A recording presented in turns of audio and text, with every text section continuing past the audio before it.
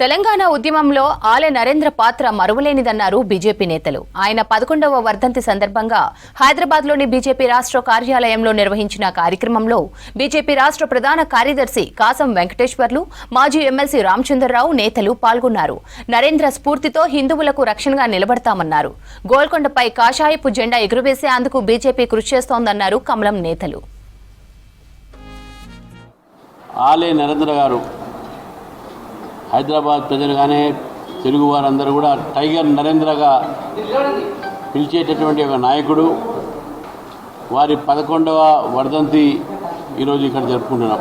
హిమాయత్ నగర్ ప్రాతినిధ్యం వహించినటువంటి టైగర్ నరేంద్ర గారు ఈ యొక్క హైదరాబాద్ ప్రజలకు ముఖ్యంగా వారిని బంధువుగా చూసేవారు, ఒక అన్నగా చూసేవారు.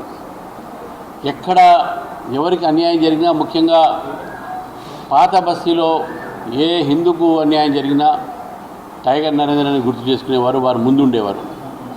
మరి అనేక సంవత్సరాలు పార్టీ కోసం పనిచేసి తెలంగాణ ఉద్యమం కోసము వారు తెలంగాణ స్థాపించాలే తొందరగా అని చెప్పేసి ఆ ఉద్యమంలో కూడా ముందు వారు నడిపించారు అందరినీ కూడా. కాబట్టి వారి ఆత్మకు శాంతి కలిగించాలని చెప్పేసి భగవంతుని మరోసారి కోరుతూ, మరి వారికి అభిమానులు చాలామంది ఉన్నారు. మరి వారు భారతీయ జనతా పార్టీ పెరుగుదలలో కానీ, భారతీయ జనతా పార్టీ సిద్ధాంతాన్ని ముందుకు తీసుకుపోవడంలో కానీ వారి యోగదానం ఉన్నది. వారి యొక్క పాత్ర చాలా పెద్దది.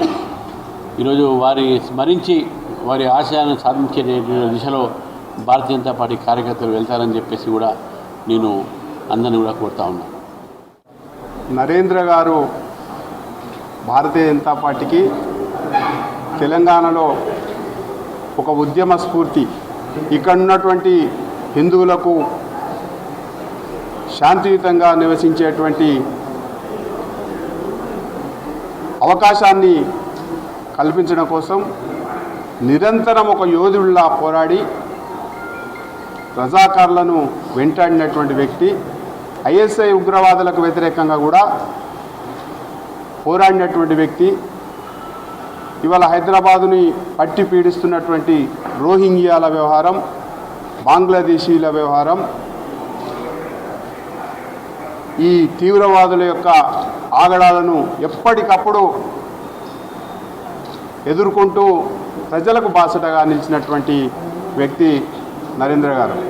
ముఖ్యంగా అయోధ్య ఉద్యమంలో